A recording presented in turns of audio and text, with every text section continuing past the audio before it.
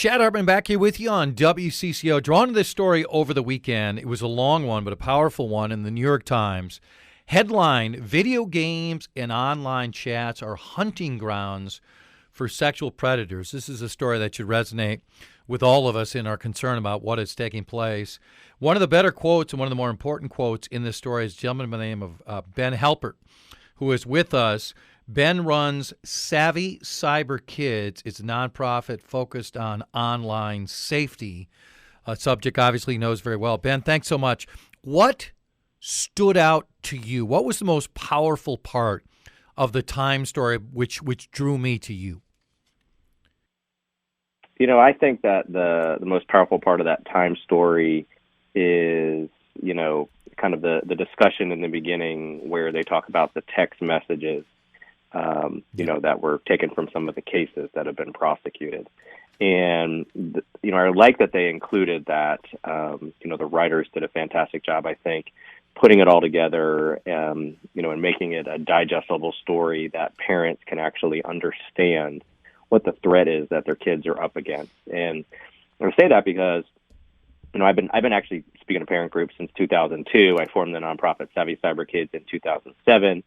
And parents are just not talking to their kids about talking to other people through their apps and their games and the technology that they use. And because of that, kids are talking and responding to anyone that says, what's your name? Where do you live? Yep. How old are you? You know, and then the grooming starts. So, you know, what about you? What was your well, here's part that part. really stood out to me, too, the fact that it's getting worse. Right? That this part of the story, 6 years ago, a little over 50 reports of crimes, commonly known as sextortion, were referred to the federally designated clearinghouse in Washington that tracks this. Last year, the number was over 1,500. Now, can I say that in 2013, video games were not as popular as 2019? I don't think so. Now, are there more ways for people to communicate with kids in 2019 than 2013?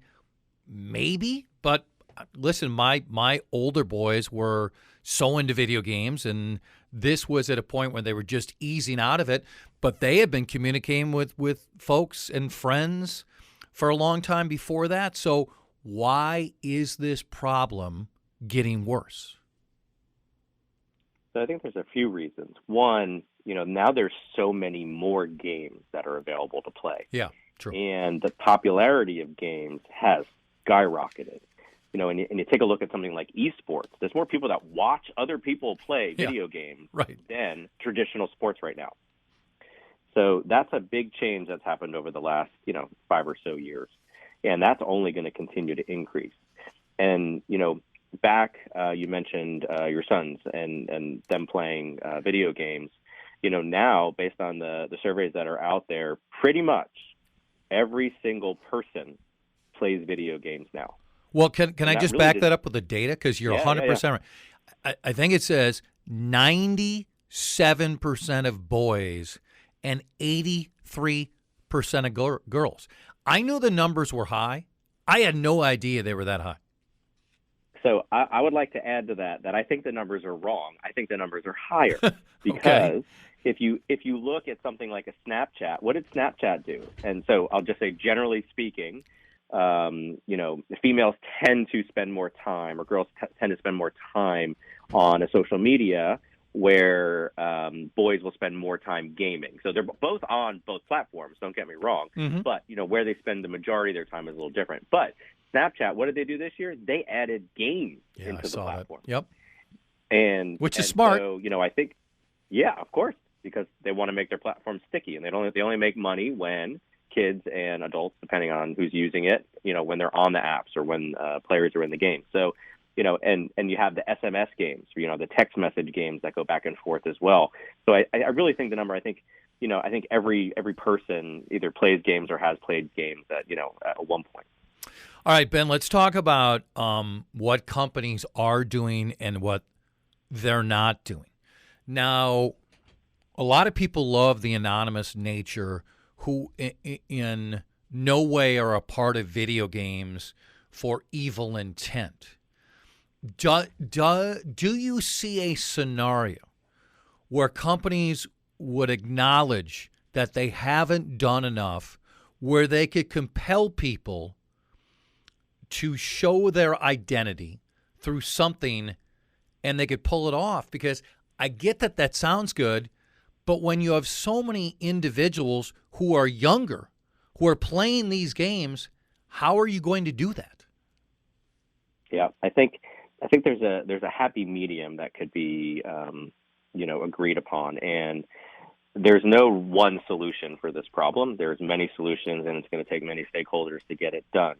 But from a high level perspective, if a video game company decides, we're not going to allow anonymous users on a platform, there's a difference between the video game company doing what they need to do on the back end to make sure that you are who you say you are and you're okay, you're not on a sex offender registry, that kind of thing, and still allowing you to play with a different gamer tag than your real name. So you're still having player anonymity when you're out there and, you're collaborating with other players out there. But, I think there's some work on the back end that the industry can do. Ben Halpert is with us. He has been a part of this for a long, long time. He talked about this for, what did you say, Ben? You started this in the middle of the previous decade, is that right? Yeah, so I started doing this kind of work in 2002 and officially formed a 501c3 nonprofit in 2007 when I was publishing our children's book series for kids ages 3 to 7 to teach them about privacy and strangers and computing devices and how to respond in game to cyberbullies and trolls and things like that. So his nonprofit is Savvy Cyber Kids, and we were drawn to him because of this story in the Times. Video games and online chats are hunting grounds for sexual predators. Now, because we have such a high rate of individuals playing this, when among other ideas suggested that these companies should have adults who know what they're looking for to monitor this, does that seem possible? Does that seem realistic?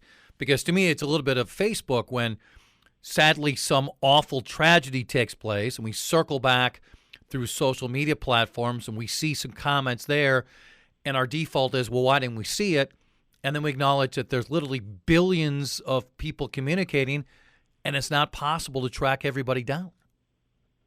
Yep. And I think the solution is going to be a combination. And it's going to be a combination of humans and computing solutions. And, we have great advancement in machine learning and AI and different aspects to help us go through some things that are posted as example or potentially images. And, that technology, it's in its infancy, but it does need to get better.